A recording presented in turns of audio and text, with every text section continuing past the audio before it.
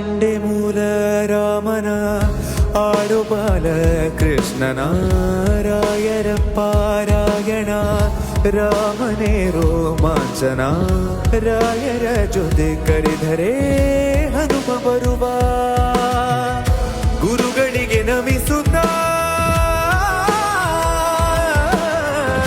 ಕಣ್ಗಳನ್ನು ನೆನೆಸುತ್ತ ನಿಂದೆ ಶಿರಬಾಗುತ್ತ ರಾಯರ ಪಾದವೇ ಅಮೃತ ಅಮೃತ ಪೂಜ್ಯಾಯ ರಾಘವೇಂದ್ರಾಯ ಸತ್ಯ ಧರ್ಮರತಾಯ ಚ